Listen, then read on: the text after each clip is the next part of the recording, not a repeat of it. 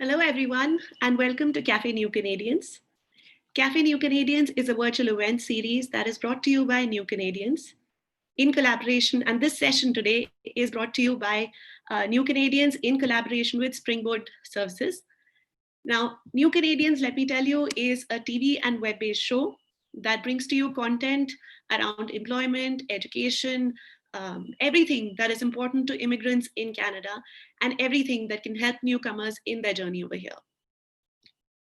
You can watch us on Omni TV. You can also check out our website and watch our content on YouTube. Now, today's topic, as I told you earlier, is about survival jobs. We would be discussing survival jobs for newcomers and figuring out what are the pros and cons that are there for people within Canada. I'm your host, Shruti Dargan, for today, and I'm pleased to welcome our guest speakers, Zarin Tasnim, who's an employment specialist with Springboard Employment Services.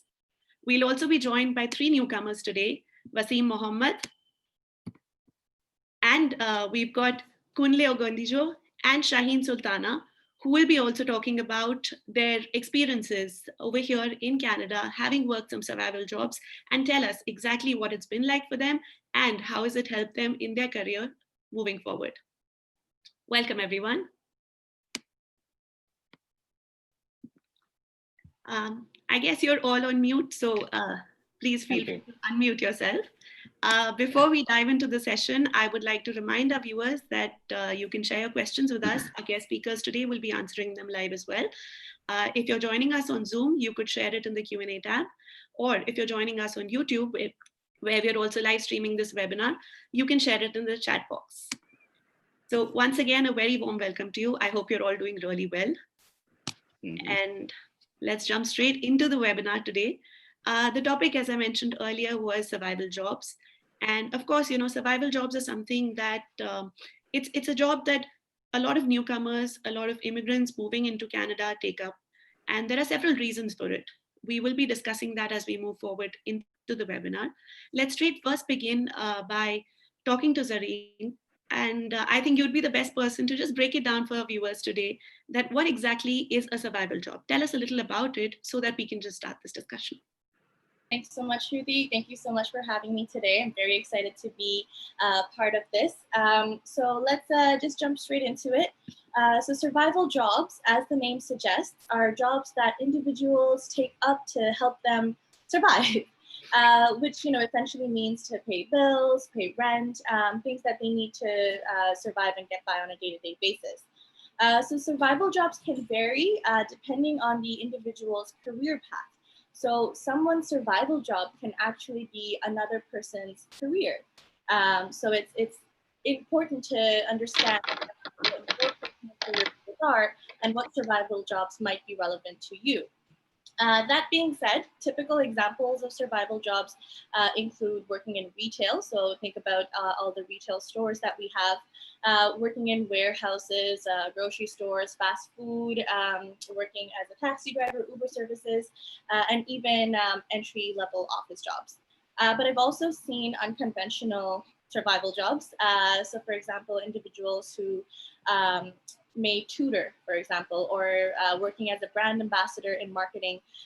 To them, because they are going for other jobs, that's their survival job.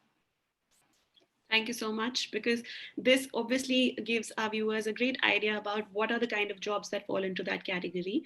Let's go around the room right now, if I can say so, virtually. And just hear a little from the newcomers who are joining us today. Very briefly, if you could introduce yourself and just tell us what are the kinds of sectors within which or let's just begin with a brief introduction and then move on to it. So can we start with you, Shahin?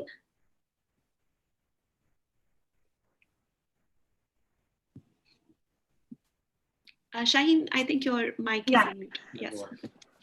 Hi, my name is Shahin Sultana. I'm from Bangladesh and I'm here with my two beautiful kids. I did my master's in Bangladesh, which my subject was Library and Information Science. It was from Dhaka University. Yeah. Perfect. Moving on, Waseem. Hey, hi, my name is Waseem Mohammed. I am a new Canadian. I've been here for a year, and yeah, the topic is great. Survival jobs. I was in a survival job for almost 6 months, and then now I am working in a VFX company. Yeah. Awesome. Thank you. And Kunle? Okay, thank you very much for having me. My name is Kunle Ogundijo. I'm an accounting and finance professional. About 11 years experience within the sector, and I'm a new Canadian as well, about a year, just about over a year, and trying to integrate into the society. Started with a couple of jobs after a few months, so-called survival jobs, but it has helped in the process of integration. And now I think I've moved into the corporate world, which has been a goal from the onset. And I guess we'll get to share experiences as the webinar goes on. Perfect. Thank you so much for sharing that with us. So, of course, as we move on, we would be hearing more about your experiences, your personal experiences having worked these jobs. Zarin, coming back to you right now, could you please tell us a little about what is the right time for newcomers? You know, what happens is soon enough when they land into the country, a few months into it, a few years into it, one begins working a survival job. Now, some reasons for it could be just to bide their time, you know, gain some confidence, start figuring out how the country functions and get used to the surroundings. It could also be to add that dreaded Canadian experience. We would be talking about that as well. It is also got to do with just earning a few extra bucks to kind of, you know, pay your bills better and live more comfortably. So there are a bunch of reasons why people might do that. In your experience, having worked with lots of newcomers, please tell us if I've missed out on any list in the list over here right now, if you could add to that. And at the same time, tell me what, according to you, is the right time for one to take up a survival job. Yeah, thanks, Shruti.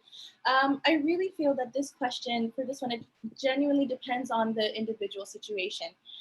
It's not that we can have one size fits all for this type of scenario because everyone's story is different, as we see. So a lot of time, newcomers underestimate the amount of time that it will take for them to find a professional job in their field. So I've seen individuals who arrive and they expect that they'll find a job within a week, and you know, very rarely sure that that may be the case, but more often than not, it takes a very long time for individuals to get settled, get everything done and ready, and find a professional job that they click with as well. So given that situation, I think because individuals often hold off that, you know what, I'm going to go for my professional job, so I'm going to rely on my savings that I've worked so hard for, they choose not to go for a survival job, and that might harm them in the long run.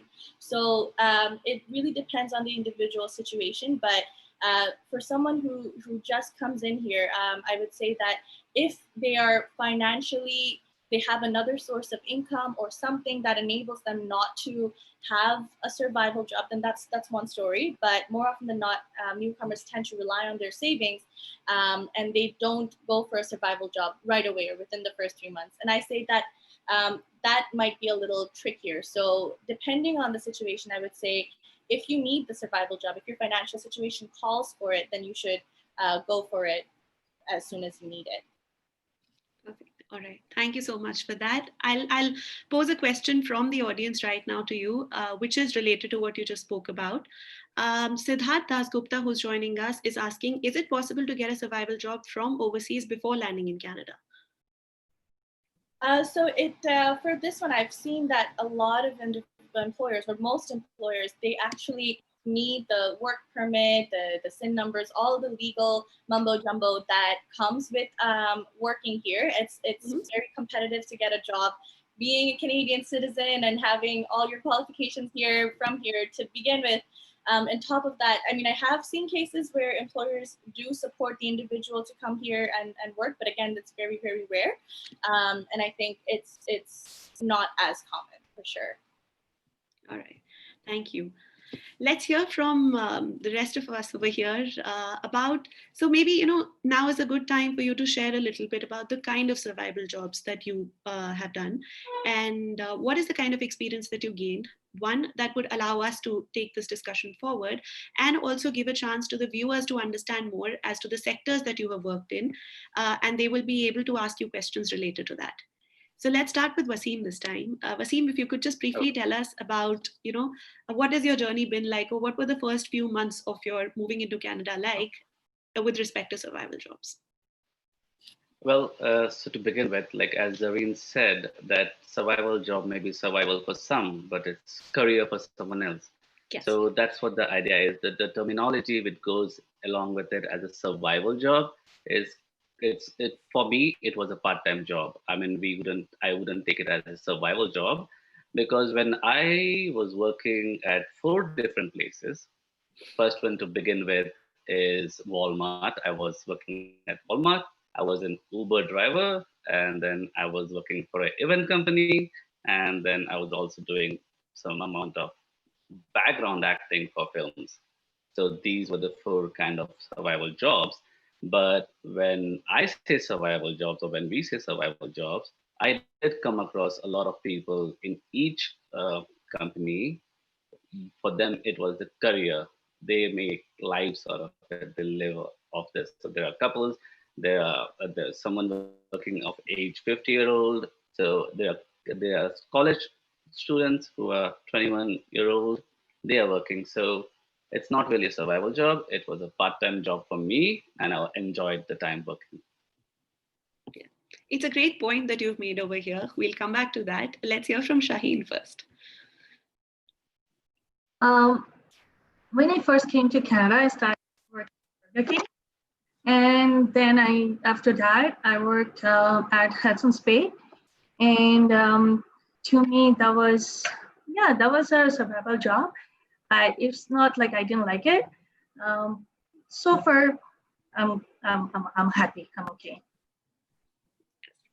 Thanks for sharing that. Kunle, what about you? Okay, just to chip in. When I came into Canada, I came in with the boom that's being a professional, though I already knew about the Canadian experience and the fact that it was quite difficult to come in from another environment where things are done differently and just getting straight into the type of job that you'd like to do. But then I still backed up myself that it was going to be quite easy, especially if I followed the right path and I did things as advised by those who are already here. And having attended a number of workshops and seminars, I felt that I was very well equipped to just walk into the market, so to say. But then it wasn't like that.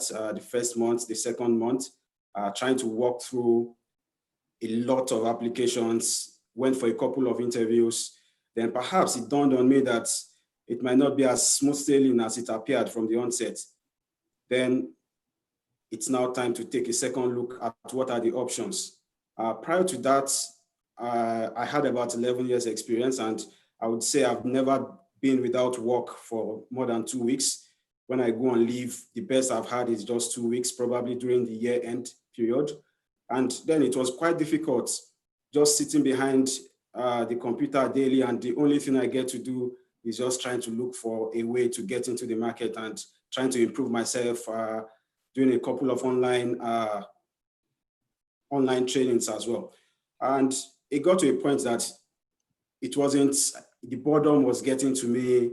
I then decided that perhaps it would be good to try out a few other things. Then thinking about the economic aspect, the financial consideration now, when you talk about being within a new country and having to spend so much, the fact that you have a family to also cater to, also looking at the fact that you do not have a job that pays, does not stop the bills from coming in. You keep paying bills, the bills continue to pile up.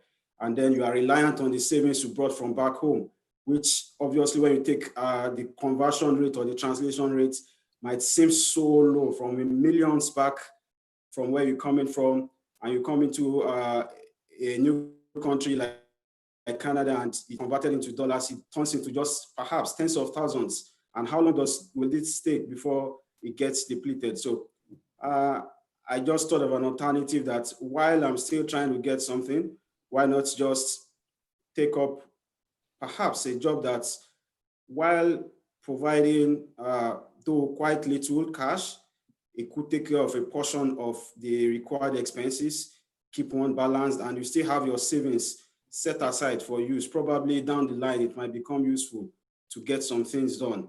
So this was one of the reasons why I opted into it. I had a free time to do it.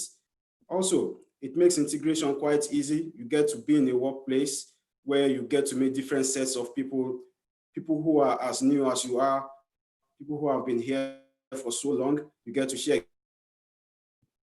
how to relate within a work environment as well. These are some of the things which I think I got to learn from working there. I actually worked at an Amazon fulfillment center, and I chose to work during the night shifts, which provided me with ample time to also search for the type of job that I wanted during the day and probably go for interviews as well. So it was a bit challenging at the onset, but then I knew it wasn't something that I was forced to do. It was just an option to take it, and it served me quite well in the end. Well, thank you for sharing actually not just your experience, but also some of the pros and cons already of survival jobs. And of course, that's why we're here to talk about the experiences that people have had, to encourage other newcomers also from not fearing about taking up a survival job. And that brings me to the point that you shared earlier, both Zarin and Waseem, about this concept of survival jobs. You know, the fact that it's called a survival job, there is some amount of negativity associated with it, and especially for a lot of immigrants who are coming from different parts of the world. Some of you might agree over here with me that, you know, in some parts of the world there's almost a stigma which is attached to the tag survival jobs. There are certain jobs that are not possibly considered to be great jobs in one's career. So, Zarin, let's hear from you about your professional view about what exactly do you think on this, and then go around asking people as to, you know, if they've had a negative experience. And let's start. Perfect. Yes, of course. So this is a very big question because I think it's a very relatable aspect of survival jobs. A lot of people build up their careers back home and they're so proud of it because they've spent so many years, so many sleepless nights, who knows, building up their career to a point where they're so proud of it and they're at a prominent professional position. And then to leave all that to come here first is the biggest, you know, a lot of times the shock that people have to go through. And then over here, after coming back, you know, you still have hope that, okay, you know, I'm going to go to a new country, I'm starting over again, I'll get it again, I'll get everything back. But reality is a lot harder because it takes a lot more time to build up to that position if people can make it up to there. So as, you know, if they can get there. I've actually known people who have left prominent positions and come here, and then because they couldn't make it or they couldn't get back to the position they were in, they went back. They decided that, you know what, I'm going to go back to my back home because over there I'm proud of the job I was in and everything. So I think there's a big stigma attached because people have such an emotional connection to their careers and everything.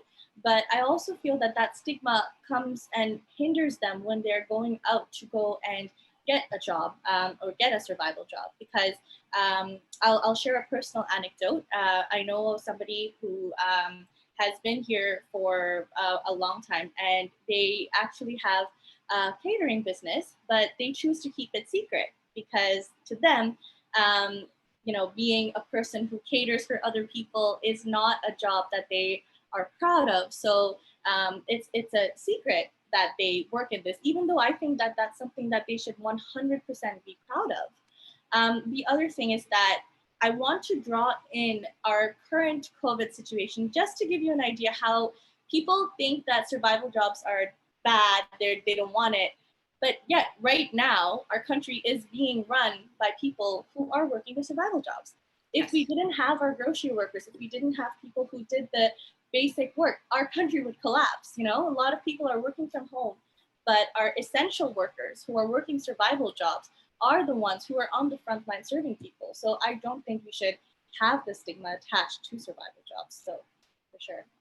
Definitely. And like you said, you know, there's no better time than now to recognize the worth of it and to, of course, salute the frontline workers everywhere, all across, who've been working really hard to keep us all safe at the same time.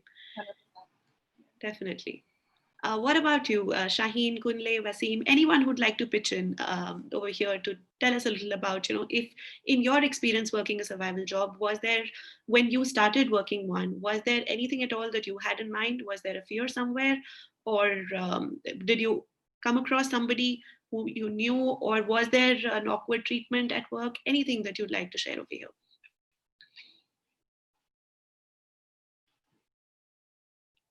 Anyone who'd like to go first, and then we can move on. I'll pitch in first.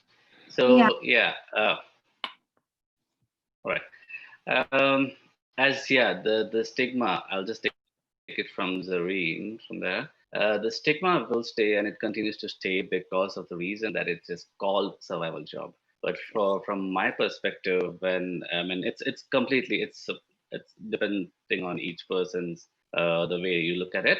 But for me, it was certainly not a survival job. It was a part-time job, where even if it was at Walmart, because when I walk into Walmart as a Walmart employee, it's a company where there are people who have worked there for 30 years. They made a career out of it, and there are chances to grow in that company. If I am driving Uber, I'm a Uber driver. Maybe in the country that I come from, in that country, being a driver is not a dignified job. And that being the reason people are not proud of it. But then doing any kind of job, as Zarin said, those guys who were doing catering business, being any kind of job is you should be proud about it. And that's what Canada is about. And when you work for an event company, like I was working for an event company as an event server, okay, and it's not really easy to be a restaurant server. I mean, if you cannot just walk in and say, oh, I want to serve in this restaurant or work in this event, you have to do some amount of course or something and get certified. And when I was working in that event serving company, I had my colleagues were friends from school who were doing the summertime job. There was somebody of age 40 who was doing it, and for someone it was a career. So that being said, it's certainly it's something that you shouldn't feel negative about, or it's nothing that you should not be proud about. I was proud about every single job that I've done here, and I liked it. So the reason people attach stigma to it is only because it's called survival job. And if we get rid of that, and if we have it saying it as a part-time job or something, that's good. You rightly pointed it out. For the lack of a better word, I know that I apologize. I would be using survival jobs over and over again, unless as a panel today, we could decide a better term for it and move on to call it that. Let's call it part-time jobs, maybe. And what about Shahin or Kunle? Anyone who'd like to add to it? Yeah, when I started my first job, I was absolutely fine. I had no problem. But I went back home the first time, and that was the sad part. I couldn't tell them what I do in Canada, because to me, sounds like they wouldn't understand what I do in Canada. To me, I'm working. That's all. But at some point, people might not get it. So I was not actually able to say that. So it's kind of like sometimes, but now it's absolutely fine. We're doing our own job. And even though I'm back home, the people know now, because many people are coming, they're going, even though my grocery store and everywhere, the people, smart people, they're working also, educated. They're also working in a restaurant and grocery store. So it's not like before. But in the first time was really a little hesitated for me. Now I'm good. Thank you. Well, thank you for sharing that. Not everyone is comfortable sharing that as well, that there was a hitch that you had earlier, but I'm glad that you were able to overcome that. And a proof of that is that you're joining us in the panel today. And of course, encouraging more and more people to be more open about it. Kunle, is there anything you'd like to add to that? Yes, just a few things to add. Sure. I guess the concept of survival jobs is, like has been mentioned by the panelists, is viewed on the basis of perspective. Yes. What is available to you at a particular point in time, what you intend to do. So whatever options that open up to different persons. It depends. It then leads to how the person would view it, whether it's survival, whether it's part-time, or perhaps whether it's the start of a new career, the way I see it. It also depends on the background or the orientation that one has from your home country. From my home country, Nigeria, jobs like entry-level jobs, perhaps within a corporate setting, and survival jobs that require very little skill or very little certification in terms of education are not viewed, are negatively viewed, so to say. This is simply because most people who take up these jobs back home are those who do not have some level of education, or perhaps that's just the option that is available. In Canada, it's a bit different. You have people who do various jobs for different reasons. Some it's just an additional job to earn additional revenue for whatever it is they do. Some, they just view it as a point in line. While they study, they take up a job to be able to pay bills. So from my perspective, it was never really an issue. From where I worked as well, I saw a lot of people who have various goals. Some were and newcomers as well, trying to take courses to get certification for different professions, pharmacy. Some were also thinking of having additional certification to go to have a degree or second degree professional certifications. So I never faced any sort of stigma from any of those that I worked with or within the society here in Canada. But then I knew that back home, if people got to know that this was what one was doing, you would require some explanation to give them information. But besides that, that was not really much of a concern to me, because survival was important, and mapping out a plan to succeeding in your new country was also quite important. And views of others might matter very little in this regard. And as they say, whatever it is that has to be done for you to make progress, it's best that one does it. So that's the way I view it. Thank you for sharing that. Now, another point that comes to my mind is, one of the reasons why in Canada, of course, it's a great thing that there is no discrimination on the grounds of survival jobs, or there's no stigma attached. Maybe there is in the minds of people who are moving to Canada, but overall, I would like to believe that there isn't stigma, and we'll come back to you, Zarin, on that to understand the employer's perspective on the same. But one of the factors that also works in its favor is the fact that, it's not a low paying job. At least there is a guarantee of that minimum wage. And in Ontario, I believe it is about $14 an hour, right? Yeah. So is there a dilemma there also that you've come across in newcomers' minds when they inquire with you about such jobs? Or have you come across cases wherein that minimum wage was also violated? So I'll go ahead and start. So of course, I think the first part of your question, Shruti, a lot of people go through that shock where making $14 an hour is once again not what they had hoped that their life would be at this point. So again, it's something that must be overcome. A lot of times people choose to do multiple survival jobs to overcome the pay gap that they would like. So for sure, that's a big issue. But the second part of your question is also very interesting. And it's actually one of my favorites because no, the $14 per hour is not always respected by employers. And newcomers are particularly one of the most vulnerable groups that get exploited by employers. This is because employers know that newcomers are in a situation in which they absolutely need a job. Maybe I don't want to use the word desperate, but they definitely need quick support for their financial situation.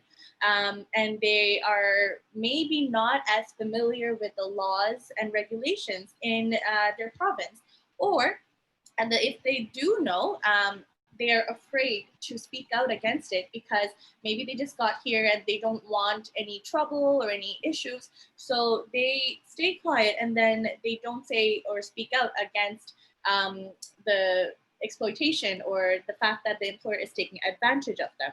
And this is a sad reality. It's the truth. It's very unfortunate, but it is, the reality.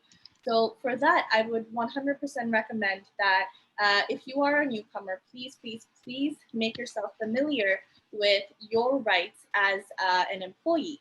So there's a lot of resources out there that you can use to make yourself familiar. For example, at Springboard, we actually do have workshops with individuals that talks in detail about your rights, your work hours, your vacation, all these things that people don't necessarily know. And if you look it up online, you'll be able to find different websites that talk about these things too. So make sure you know your rights. Definitely. And is Springboard Employment Services therefore also helping out people who are reaching out to you in understanding this difference and in understanding that, of course, you're helping newcomers and immigrants with their journey in their professional journey and how is it that they can grow. But is there also assistance in terms of survival jobs? Yes, of course. So I didn't get a chance to speak about where I very proudly work earlier. So I work with Springboard Employment Services. So we're a nonprofit agency. We were founded in 1974, and we provide lots of different programs for vulnerable individuals through various departments. We have a focus on community justice, employment and development services, developmental disability services, sorry.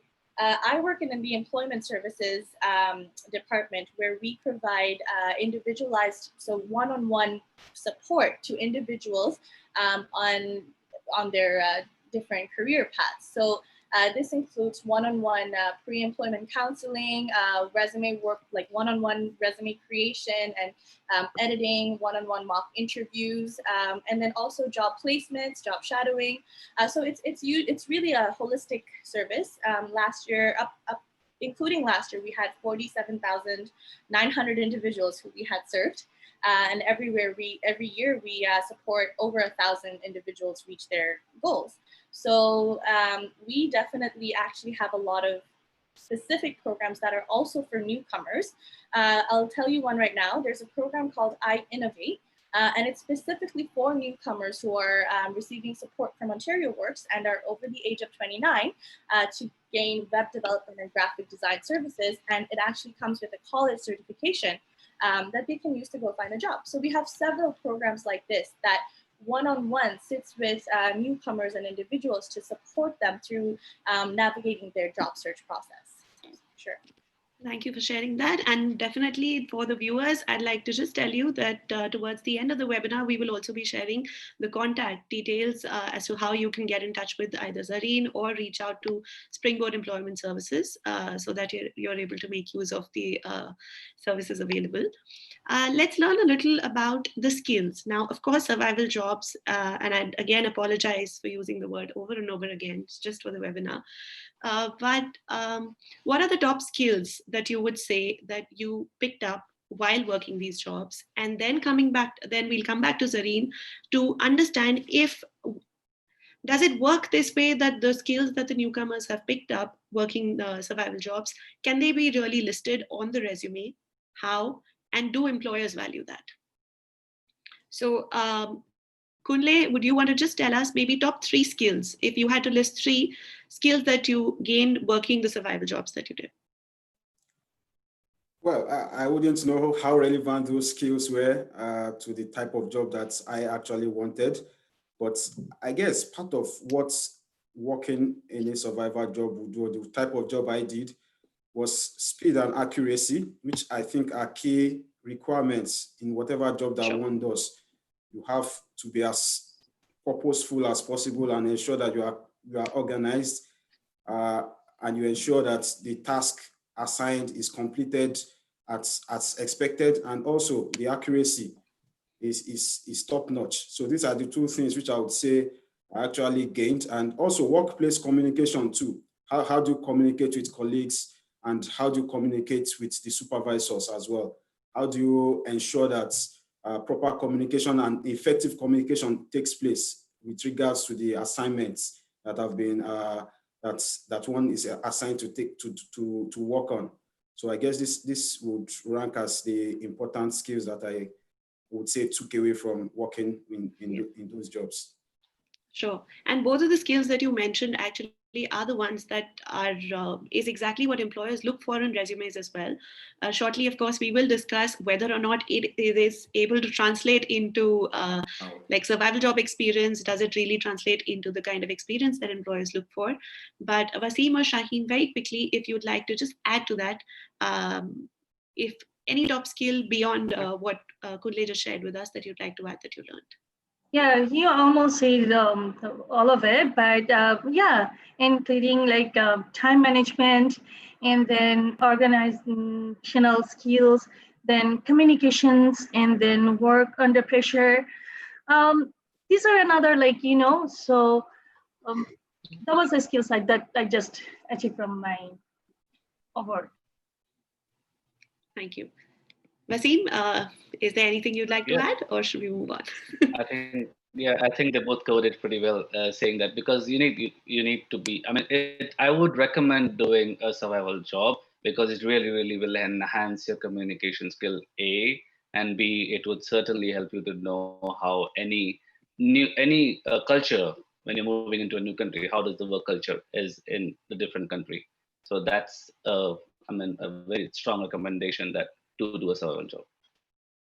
Well, thank you. And Zareen, now coming to you on the resume, this is one of the questions that I can see in the Q&A section here as well. Other viewers joining us, if there are questions you have in your mind, please don't shy away from those. Share them in the Q&A section with us. Our guest speakers are answering them live. There's lots of information that we can share with you over here today and clear all the doubts that you have in mind regarding survival jobs. So Zareen, what are the top skills then? Of course, like the panel here has shared the top skills that they learned, but what are how is it that one can list these skills on the resume? And if, for instance, if it was a survival job which was not in the same work line of work that a person wants to move into, how is it that they can still list it there and use it to their advantage? Yeah, thanks, Shruti.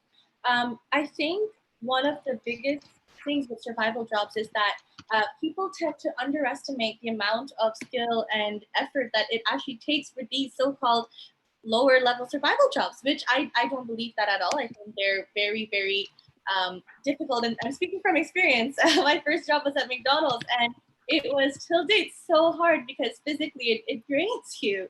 So people don't understand how many skills actually go into this. And a lot of the times I see that people also overlook how it's relevant to their professional jobs that they're trying to go for. So I'll give you an example.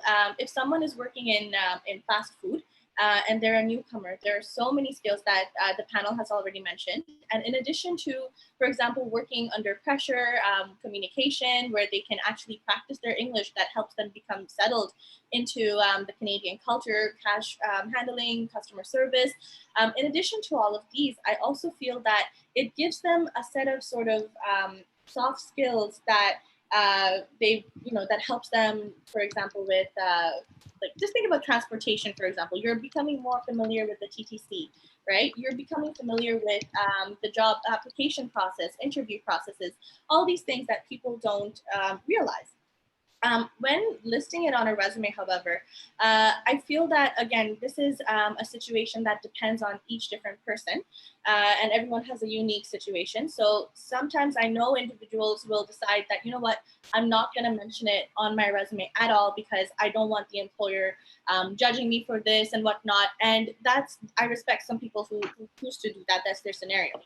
What I suggest to my clients is looking into a functional resume format. So the difference between a chronological and a functional resume is that chronological is the one that most people have. It's the one that, or reverse chronological, where it lists the job title and then the duties, and then job title and then duties in order of most recent to least recent. That's what most people have.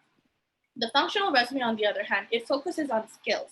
So this, I think, would be more appropriate to newcomers or people who have a big gap in their work experience, in their work history, for example, or a new graduate who may have a lot of skills, but they don't necessarily have the big company that shows that, you know, I've worked here. So just recently, I did help a client who has been working at a call center for his survival job, but he's a web developer by profession. And he made the mistake a lot of newcomers make, and he decided that, you know what, because this experience is from my back home, I'm not going to put it on my resume, which I think is one of the biggest mistakes that newcomers make. It's definitely relevant and it's definitely valuable experience because you've done it, it's your work, and you should definitely be proud of it. Doesn't matter where you've done it. So for him, actually, I noticed that he had his call center at the top, which just had his call center related responsibilities and duties, but all his web development things were pushed to the bottom because that's where it fell by time. So I suggested, okay, let's flip it. Let's do the other format, which brought all his skills up to the top. And then it listed his positions at the bottom, and immediately he started seeing increased numbers of calls from employers. So I recommend either look into it on your own, or you can contact an employment service representative, and someone can walk you through it directly one by one and help you develop a functional resume that can actually take out those skills. Thank you. That's some great advice out there for anyone who wishes to, you know, list that skill on the resume. Let's learn from Shahin, Kunle, and Waseem over here as to some of you here have moved on to a role within your desired field. And in that transition, did you list it on your resume, and was it a hindrance that you faced somewhere, or was it a plus or a negative in your journey?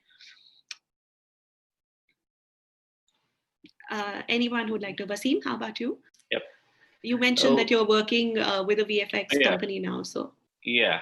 So, well, I did list this job. Like, I was working at 4 different places, but I did mention working at Walmart as a part-time job, and it didn't cause any hindrance because I have seen what a couple of friends of mine, I mean, they do is when they pass out from their school and they go for any part-time job, and that's the first job of the career, they do mention it because, I mean, a job at Walmart should not be looked at as a survival job or something which is not a good job, like a bad job or something like that.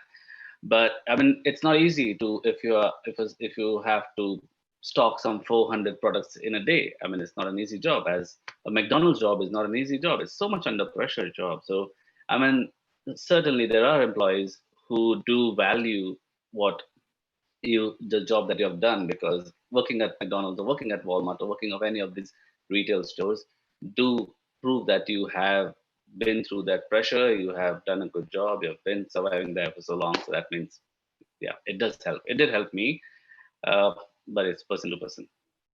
Yeah. And Shahin, I'll just change the tone of the question for you a little over here.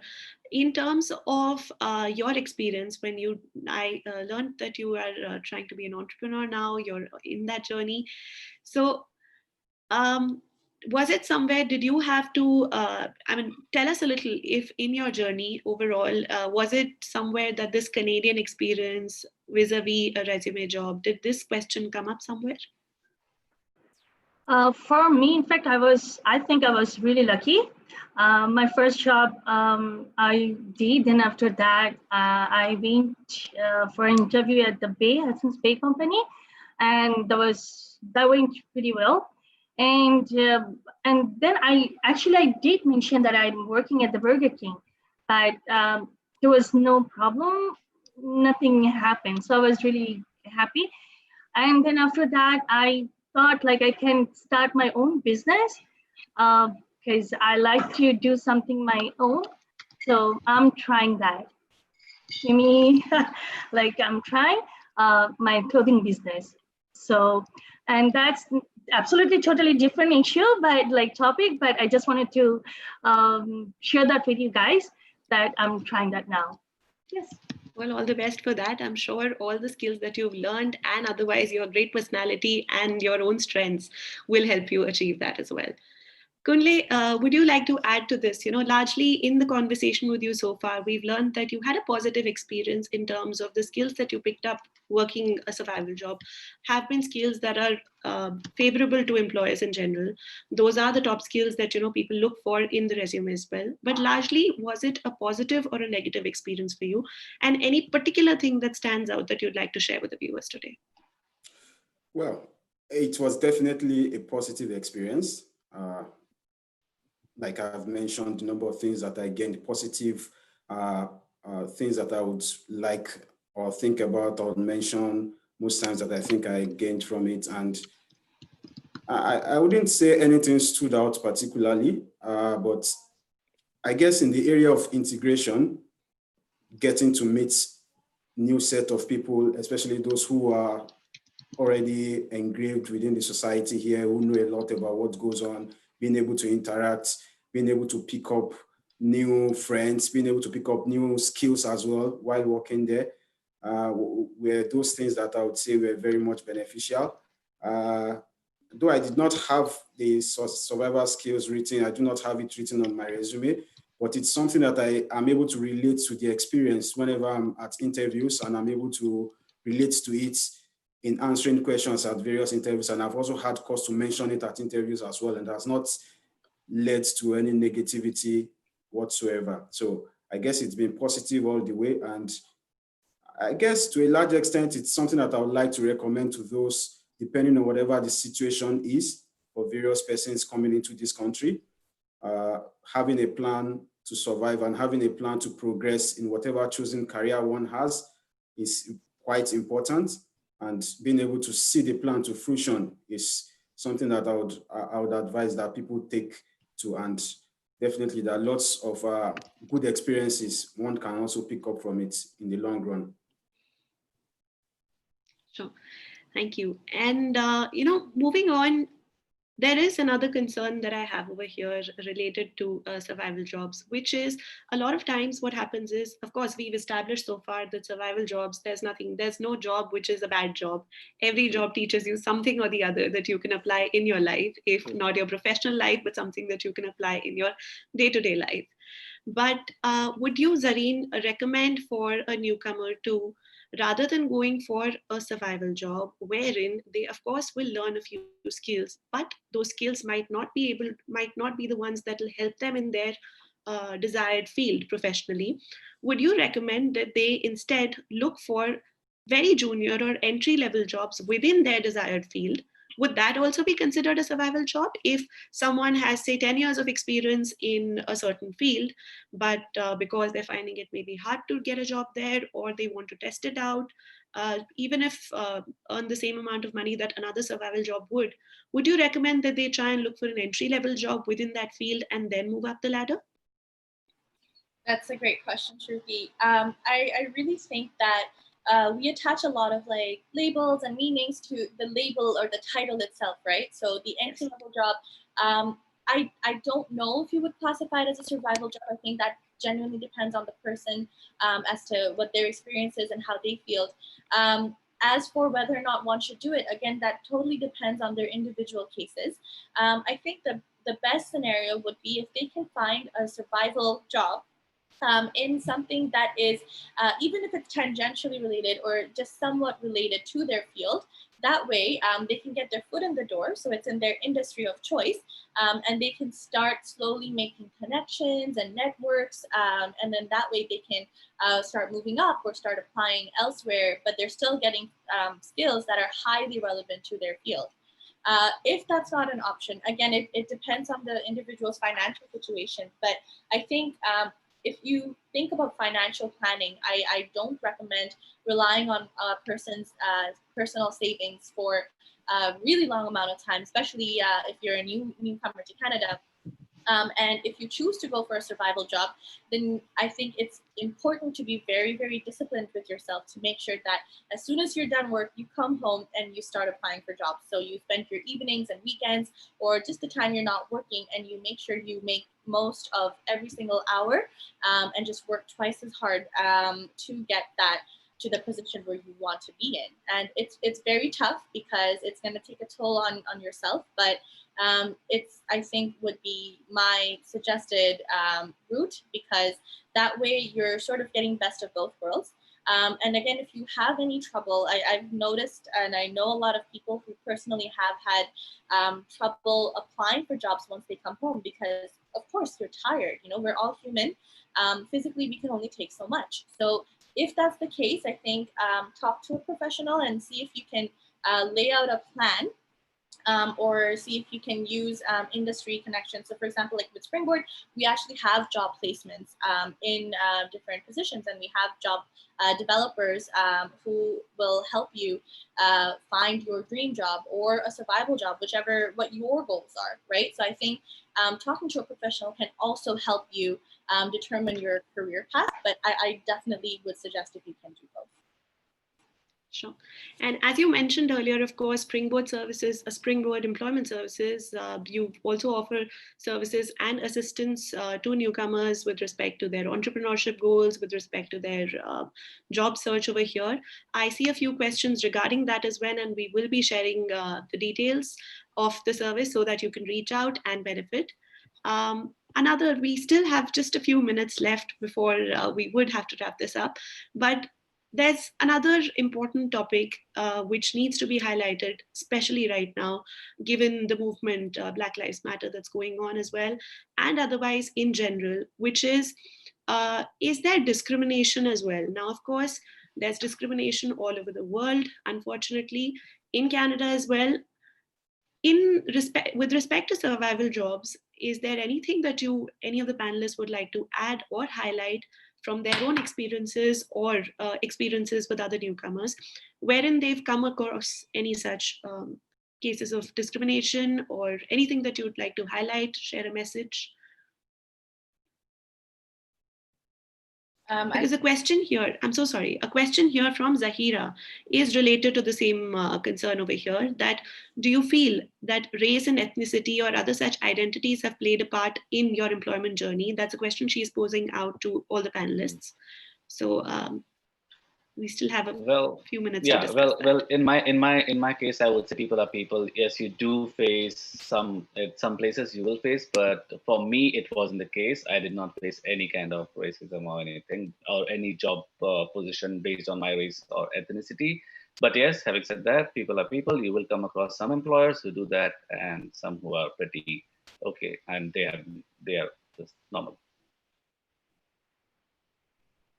Yeah, I can add on to that. Sure, please. I definitely think that it would be naive to think that we live in a perfect world in Canada where we actually don't have racism, and racism is only in the States. I mean, the rates of racism here are actually very, very high, and I think Canada has a reputation for being the nice country, the polite people, but that's not always the case. There are countless instances where racist remarks have happened to people, and in the work field as well, where people have been moved over in their positions for different job applications and interviews. And it's a sad reality again that this is the case, but I've seen countless situations where individuals have chosen on their own to change their name to make it sound more relatable, and they've instantly received increased calls from employers on their resume. So again, it's a very sad reality, and we have to understand that this has very deep systemic roots, and the Black Lives Matter has touched upon it, but we definitely need to work as a society as a whole to continue to fight against racism and continue to promote people who are people of color to that position so that we can continue to fight it from a collective standpoint, right? I hope that answers your question somewhat. That does, definitely. Shahin and Kunle, I'd like to open it to you as well, if at all you would like to share or give a comment in this. Okay, from my end, I wouldn't say it's something that I've experienced. The type of racism that's happens here in Canada appears to be systemic, like has been mentioned. It's not in your face type of thing where someone openly mouths it. It does happen, but I guess the number is not as many as would have in some other countries. But it's subtle to some extent, where people pass subtle remarks where you would wonder that if you were to be of the other race, would such remarks have been made by you having a professional conversation with someone, and the person gets to look at you and says, wow, you speak so well, or perhaps you speak very good English. So it tends to the way that perception is like, wow, is it that people of your race or people of my race do not get to speak well, or you have not met people who are that intelligent who come from my race? So such subtle remarks, but on the whole, it's been quite good. But then lots of things still need to be done. It goes beyond just the regular protests that we have seen, and perhaps it's all inclusive. It's everywhere, and I believe that we all have a role to play in this to ensure that everyone is treated equitably and fairly. Of course. Shahin, Hey, if you'd like to add to it. Yes, Shruti, just like I mentioned before, I was really lucky. I'm still lucky. Like I never faced any kind of racism or something like that in my life. Actually, whenever I worked, people were really nice to me, and it was like really very friendly situation. And like I really loved working with my co-workers. So in that case, I'm really lucky. Yeah. Thank you for sharing that. So, of course, in our discussion today, we've the few things that we have learned, and we could just do a roundup quickly, would be that, of course, like we said earlier, there's no job which is a bad job. Survival jobs can work wonders for people. What is one person's survival job could be another person's area of expertise or desired field as well. Everyone has had a different kind of a timeline, will have a different timeline when they move into the country and according to their own desires and experiences. We still have a few questions that I can see over here. We've answered most of those. Just in case, I'm so sorry if we're unable to answer that because of lack of time here. We will reach out to you with answers to those in our future communications right after the webinar that we'll send out to you. And as a quick roundup, one message or one final advice that you have to share, we'll go around, that you have for the viewers over here today. So let's start with Shahin this time. Yeah, I would say, no matter what, we have to be positive all the time. And if we need some help, there's so many people, so many organizations out there that can help us. And especially I got some help from Springboard. They actually helped me with those workshops, then make my resumes. So I'm really glad they are out there for us. And positivity is the most important thing in our life, I think. So that can help me, you, and everybody, I guess. Kunle? Okay, what I would say is this, that moving into a new country has its own challenges. Besides the financial aspect, you need to get to settle in, you need to know lots of things, you need to know from the basic things, getting to know where to get grocery, bus stations, how to move around the country is quite important. So it takes time to settle in, and definitely things will get to improve, but then there has to be focus to ensure that there are goals that are set and there are goals that are set with actions already to match those goals, to ensure that after a period, one gets to evaluate what has been done and where one has reached based on the goals that have been set. And to a large extent, being positive is very important. And I guess with time, Canada is really a lovely country, and definitely goals do get achieved in this country. It's just a matter of time and backed by efforts, one will achieve the goals. Thank you. It's always nice to end or move towards the end on a positive note. And, that's a great thing that you've said over here. Waseem and Zarin. Waseem, how about you? Yeah, that's being said, because any job is a job. And for me, it was a fun experience.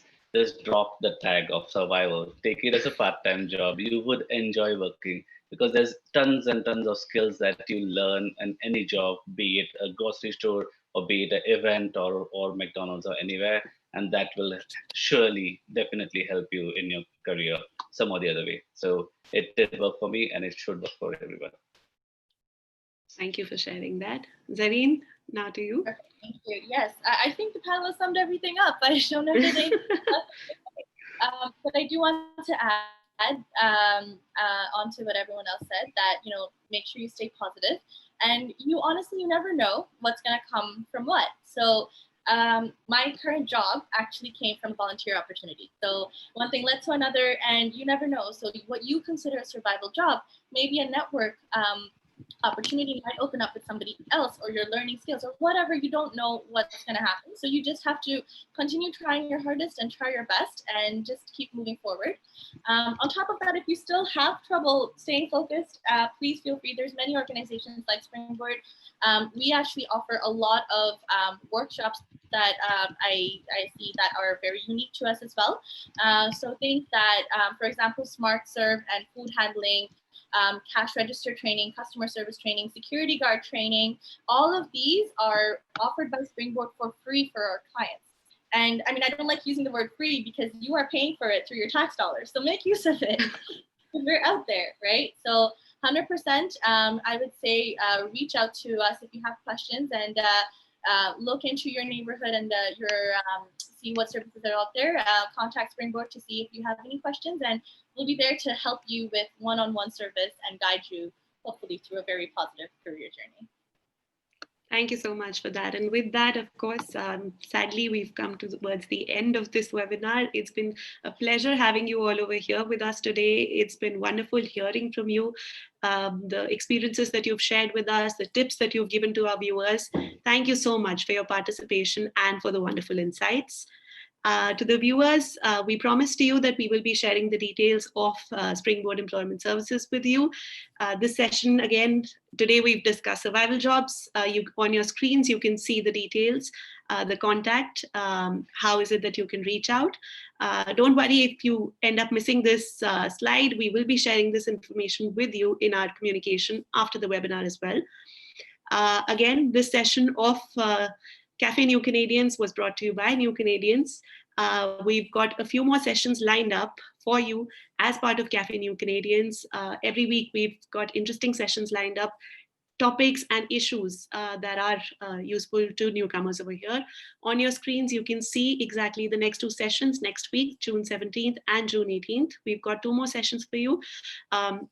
The first one, as you can see over here, again, is very, very relevant to newcomers over here in Canada about public speaking.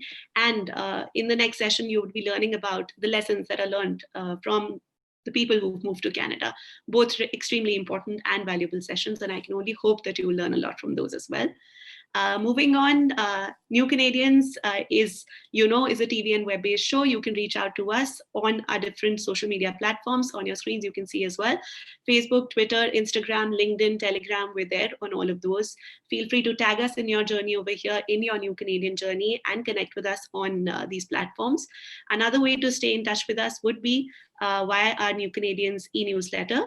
That is a monthly newsletter that, and subscribing to that would help you receive all of that content straight into your inbox.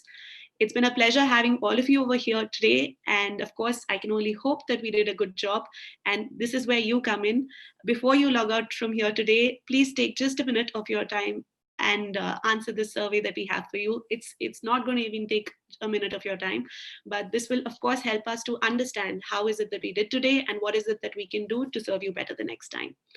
Once again, thank you to everyone who joined us, the viewers, as well as the participants over here today and our guest speakers. Thank you. Stay home and stay safe, please. Thank you so much.